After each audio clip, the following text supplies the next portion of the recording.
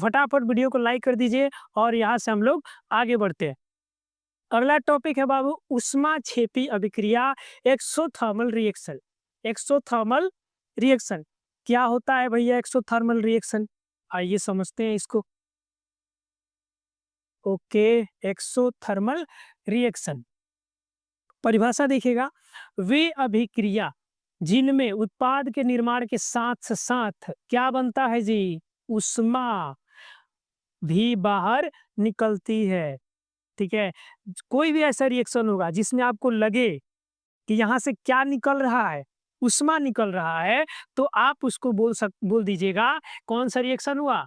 वो हुआ भैया ऊष्माक्षेपी एक्सोथर्मल रिएक्शन।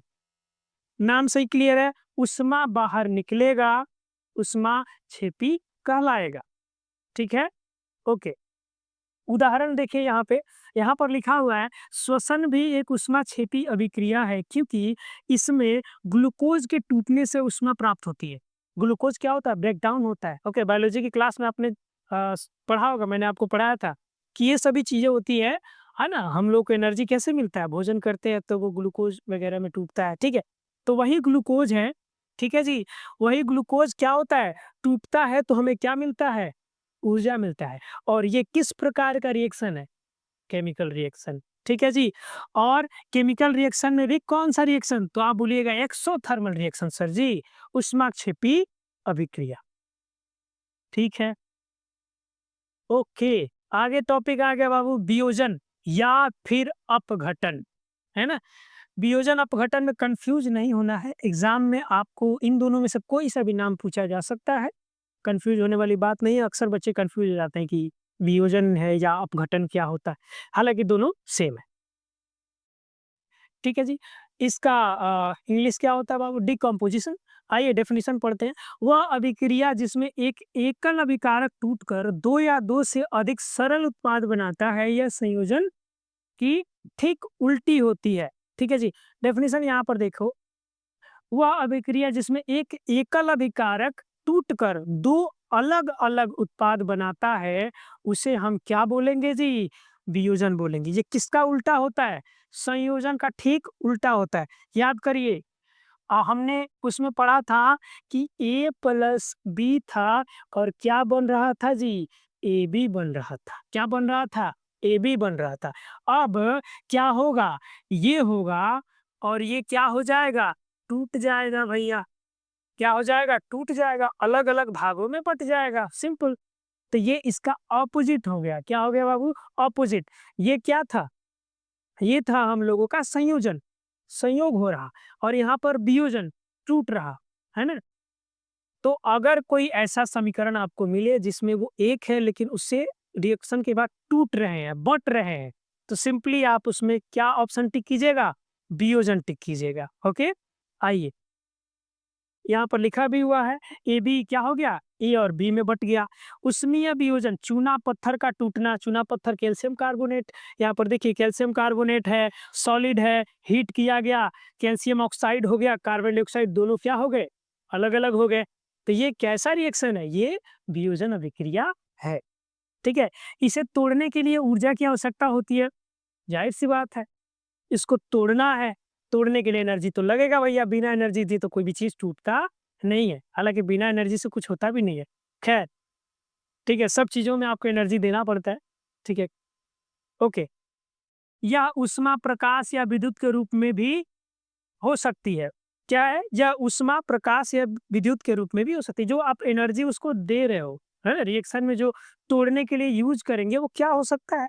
या तो हम उसमें ऊष्मा देंगे, हीट करेंगे, या तो उसमें हम सनलाइट देंगे, सूरज के प्रकाश के कांटेक्ट में ले जाएंगे उसको, ताकि सनलाइट उस पे पड़े तो बढ़िया से वो टूट जाए। या फिर विद्युत, इलेक्ट्रिसिटी, या तो हम उसको इलेक्ट्रिसिटी वाला वायर डाल दें उसके अंदर। ठीक है, जिससे विद्युत का जब उसमें से फ्लो जाएगा तो ऑटोमेटिकली टूट जाएगा। ठीक है, तो क्या होता है? ऊष्मा प्रकाश विद्युत, ये भी तरीके हैं जिससे हम लोग क्या कर सकते हैं? उनको तोड़ सकते हैं। ठीक है जी, ओके। अगला टॉपिक आ गया बाबू वैद्युत और प्रकाशीय वियोजन। वैद्युत और प्रकाशीय वियोजन क्या होता है? अभी इसके बारे में हमने थोड़ा सा आपको समझाया था। थोड़ा और इसके बारे में जानते हैं। वैद्युत वियोजन क्या है? वैद्युत प्रवाहित करने पर टूटना, मतलब बिजली जब उसमें से हम गुजारेंगे तभी वो टूटेगा, है ना? उसको हम क्या बोलेंगे? वैद्युत वियोजन बोलेंगे। जैसे जल है, जल को अलग-अलग करना है, बिजली उसमें तार डाल दीजिए, इलेक्ट्रिसिटी जाएगा, हाइड्रोजन, ऑक्सीजन अलग हो जाएगा। घर पे एक्सपेरिमेंट नहीं करना है, ठीक है? ये सब घर पे करने लायक नहीं होता है। करना कहाँ होता है? लैब में किया जाता है, ठीक है? ओके। अगला देखिएगा, प्रकाशीय वियोजन, सूर्य के प्रकाश से टूटना। किससे टूटेगा भैया? सूरज की किरण से। सूरज का लाइट पड़ेगा उस विलयन पे, सॉल्यूशन पे, जो भी है, तभी वो क्या होगा? टूटेगा। यहाँ पे देखिए AgCl है ना? सिल्वर क्लोराइड, इसको तोड़ना है भैया, टूटेगा तो क्या बना है? सिल्वर बना है, क्लोरीन अलग-अलग हो गया। कैसे हुआ? इसके लिए हमने जो माध्यम चुना वो क्या था? लाइट, है ना? सूर्य का प्रकाश। उपयोग ब्लैक एंड व्हाइट फोटोग्राफी के लिए, ब्लैक एंड व्हाइट जो फोटोग्राफी है उसमें भी हम लोग यूज करते हैं, ठीक है, प्रकाशीय वियोजन का। चलिए आगे बढ़ते, अगला टॉपिक है बाबू विस्थापन। ओके, परिभाषा क्या है? वह अभिक्रिया जिसमें अधिक क्रियाशील तत्व कम क्रियाशील तत्व को उसके यौगिक से अलग कर देते हैं। हेलो, क्या कर देते हैं बाबू? अलग कर देते हैं। पॉइंट यहाँ पे नोट करना, ठीक है जी। वह अभिक्रिया जिसमें अधिक क्रियाशील तत्व कम क्रियाशील तत्व को यौगिक से अलग कर देते हैं, उसको बाहर कर देते हैं। भैया तुम हमारे ग्रुप में नहीं रह सकते हो, तुम कमजोर हो, ठीक है? तो उसको क्या कर देते हैं? वो बाहर कर देते हैं। कैसे? देखिए, यहाँ Fe है, Fe बोले तो लोहा, यहाँ क्या है? CuSO4, मतलब कॉपर सल्फेट भैया। क्या है? Copper sulphate. ओके, तो यहाँ लोहा कॉपर सल्फेट के साथ जब रिएक्शन कर रहा है तो हमने एक चीज यहाँ पे देखा बाबू कि ये तो FeSO4 हो गया और कॉपर यहाँ तो भैया निकाल दिया गया उसको। क्यों ऐसा हुआ? देखोगे कॉपर तो इसके साथ था, सल्फेट के साथ, आयरन आया ताकतवर, बोला कि ये निकलो इधर से, ठीक है, हम हैं तुमसे ज्यादा क्रियाशील। तो उसने क्या किया? कॉपर को हटा दिया। कॉपर कहाँ चला गया? बाहर चला गया, और Fe सल्फेट रिएक्ट कर गए। तो ये याद रखिएगा कि विस्थापन क्या होता है? विस्थापन वह अभिक्रिया है जिसमें अधिक क्रियाशील धातु जो होते हैं, है ना, कम क्रियाशील तत्वों को उस यौगिक से क्या कर देते हैं? अलग कर देते हैं, हटा देते हैं। आयरन, यहाँ देखिएगा, आयरन कॉपर को विस्थापित कर देता है। बिल्कुल, आयरन कॉपर को क्या कर दिया? विस्थापित कर दिया भैया, क्योंकि आयरन अधिक क्रियाशील होते हैं। कॉपर से ज्यादा कौन क्रियाशील? आयरन होता है। ठीक है जी, ओके। आई थिंक आपको समझ में आ रहा होगा। अगर आपको समझ में आ रहा है तो वीडियो को लाइक फटाफट कर दीजिए, चैनल को भी सब्सक्राइब कर लीजिए, क्योंकि यहाँ पर ऐसे ही वीडियोस में लाता रहूँगा और बहुत ही अच्छे-अच्छे कॉन्सेप्ट हम लोग सीखेंगे। अभी बोर्ड में कुछ दिन बचे हैं, तो मैं बहुत ही जल्द ही वीडियो लाने की कोशिश करूँगा ताकि सारे कॉन्सेप्ट आप पे क्लियर हो जाएँ और आप एक अच्छा मार्क्स स्कोर कर पाएँ। ओके, आइए, द्विविस्थापन अभिक्रिया। द्विविस्थापन अभिक्रिया पढ़ते हैं बाबू, क्या होता है? तो यहाँ पर लिखा हुआ है डबल डिस्प्लेसमेंट, इसका इंग्लिश होता है पर ओके। ऐसी अभिक्रिया जिसमें अभिकारकों के बीच आयनों का आदान प्रदान होता है। किसका आदान प्रदान होता है? आयनों का, है ना? आदान प्रदान होता है आयनों का। देखिए यहाँ पर देखिएगा, NaSO4 सॉरी Na2SO4, क्या बोलेंगे इसको? Na for sodium, SO4 for sulphate. तो ये बना बाबू सोडियम सल्फेट, ठीक है। BaCl2 मतलब बेरियम क्लोराइड। यहाँ पर हो गया बेरियम सल्फेट, यहाँ पर हो गया सोडियम क्लोराइड। पूरी दादा गड़बड़ हो गया। क्या हो गया? यहाँ देखिएगा गौर से, सोडियम सल्फेट है, ठीक है, यहाँ बेरियम का क्लोराइड है, बट सल्फेट ले लिया भैया, बेरियम को पकड़ लिया। बेरियम किधर था? ये तो क्लोराइड के साथ था। अब यहाँ पर देखोगे तो क्लोरीन पकड़ लिया किसको? सोडियम को। अलग बिलग हो गया, है ना? मतलब सोडियम चला गया क्लोराइड के साथ, और बेरियम आ गया सल्फेट के साथ। किसके साथ आ गया? सल्फेट के साथ। एक बार और देख लीजिए क्या मैं बोलना चाह रहा हूँ। सोडियम जो है ये सल्फेट के साथ है, बट यहाँ देखोगे ये तो क्लोराइड के साथ मैच कर गया, है ना? बेरियम को ध्यान से देखोगे तो बेरियम यहाँ क्लोराइड के साथ है, बट ये इधर जाके क्या हो गया, ये तो सल्फेट हो गया। मतलब कि इनमें अदला बदली हो गया। क्या हो गया, अदला बदली हो गया। तो इसी को हम क्या बोलेंगे, द्विविस्थापन। कहीं भी आपको ऐसा रिएक्शन दिखे जिसमें आयन आपस में चेंज हो गए, अपने स्थान को चेंज कर लिए, एक दूसरे को बदल लिए, तो क्या बोलिएगा, द्विविस्थापन बोलिएगा सर। वही आपका क्या होगा, सही जवाब होगा। बहुत ही सिंपल है, इसमें कोई भी कंफ्यूजन लेने वाली बात नहीं है, सिंपल था। विस्थापन में क्या था बाबू, विस्थापन में क्या था, विस्थापन में था कि वो क्या करेंगे, कम क्रियाशील जो होगा उसको हटा देगा सब, जो ज्यादा बरियार होगा अपने आप को फिट कर लेगा, है ना। लेकिन डबल डिस्प्लेसमेंट में क्या था, क्रियाशील वैसे से मतलब नहीं है, सब अपना एक दूसरा के जगह क्या कर लेगा, चेंज कर लेगा। ओके, आगे बढ़ते हैं बाबू। अगला टॉपिक है हम लोगों का उपचयन और अपचयन, जिसको हम लोग रेडॉक्स भी कहते हैं। ध्यान दीजिएगा, सिंगल सिंगल भी आपसे डेफिनेशन पूछा जाएगा कि उपचयन क्या है, सिंगल सिंगल आपसे अपचयन भी पूछा जा सकता है। जब रेडॉक्स पूछा जाए तो समझ लीजिए कि ये दोनों रिएक्शन एक साथ एक ही समीकरण में हो रहा है। ठीक है जी, रेडॉक्स मतलब क्या, ये दोनों रिएक्शन कहाँ होगा, किसी एक ही समीकरण में अगर ऐसा हो रहा है तो आप सिंपली बोलिएगा कि ये कौन सा रिएक्शन हुआ, रेडॉक्स। पहले एक एक करके समझते हैं। उपचयन, ऑक्सीडेशन, ऑक्सीजन का जुड़ना या हाइड्रोजन का हटना क्या कहलाता है, उपचयन कहलाता है। सिंपल, बहुत सिंपल। क्या है बाबू, ऑक्सीजन जुड़ेगा, हाइड्रोजन हटेगा। इसको ऐसे लिख दें, ऑक्सीजन जुड़ेगा और हाइड्रोजन हटेगा। ठीक है, अच्छा जी। अपचयन, रिडक्शन, ऑक्सीजन का हटना, हाइड्रोजन का जुड़ना, सिंपल, इसका ऑपोजिट होता है। मतलब यहाँ पर हो जाएगा भैया, ऑक्सीजन जो है वो हट जाएगा और हाइड्रोजन जो है वो जुड़ जाएगा, है ना। ओके, एग्जाम्पल देखिएगा, यहाँ पे CuO है, कॉपर ऑक्साइड, हाइड्रोजन है, ठीक है जी। और यहाँ पर Cu है, कॉपर है यार, यहाँ पर हाइड्रोजन ऑक्साइड, यहाँ पे जल बन गया। यहाँ पर हाइड्रोजन जुड़ रहा था, गौर से देखिएगा, यहाँ H2 उपचयित हुआ।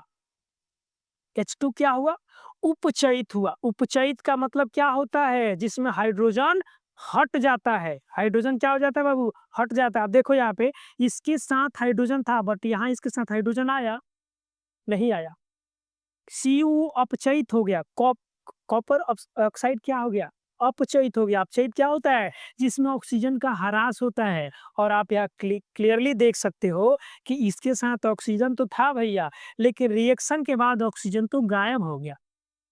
तो जहां आपको ऐसा दिखे कि ऑक्सीजन गायब हो गया तो फटाक से कहिएगा कि अपचयन हो रहा है। और जहां आपको ऐसा दिखे कि हाइड्रोजन है उसमें और उसमें से हाइड्रोजन गायब हो गया तो बोल दीजिएगा क्या है, उपचयन है। और जब इस प्रकार का दोनों रिएक्शन आपको दिख जाएगा तो कह दीजिएगा ये क्या है, तो ये तो रेडॉक्स है भैया। क्या है, संक्षारण बोलेंगे। ओके, अगला टॉपिक है बाबू संक्षारण। आइए इसके बारे में भी जानते हैं कि संक्षारण क्या होता है। ओके, परिभाषा, जब कोई धातु वायु, नमी या अम्ल के संपर्क में आकर, देखिएगा ध्यान से, क्या बोल रहा है, वायु, नमी या फिर अम्ल, क्या आएगा, तो धातु आएगा। धातु इनमें से किसी के भी संपर्क में आता है तो धीरे धीरे क्या होने लगता है, नष्ट होने लगता है, खराब होने लगता है।